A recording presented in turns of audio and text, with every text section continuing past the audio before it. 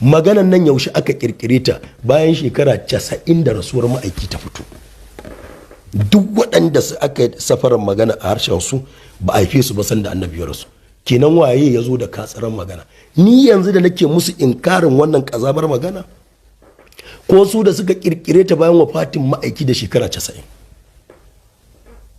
Su Ikirma, su Abdullahi al-Bahi, su Zuhuri, su Muhammad bin al-Qasim ibn Abi Bakar da makamantansu. Na yi karatun nan amma misali nake saba, sai a yau a samu wani yana narke, yana lamshi, yana karyar da aure ilimi, yana cewa waye riga ka?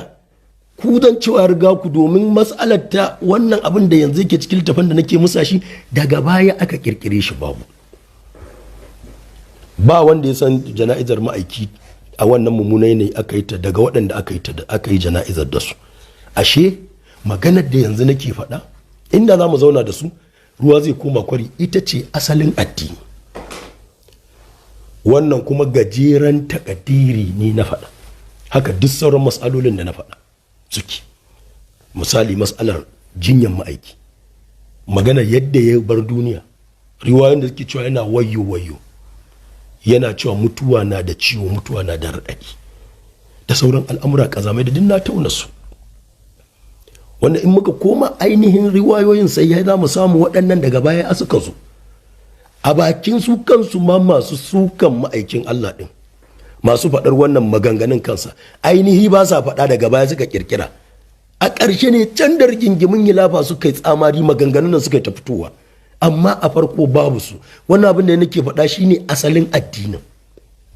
To amma kai yanzu kai ba za ka san wannan ba.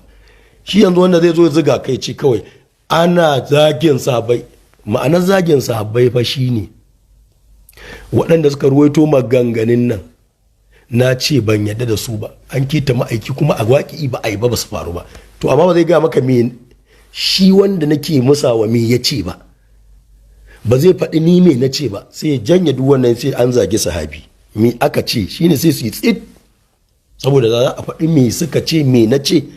A nan al'umma za su gane zalunci ne baƙi ƙirin aka shirya shi, kaidi ne.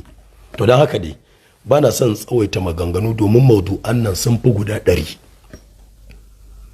sun haura 100.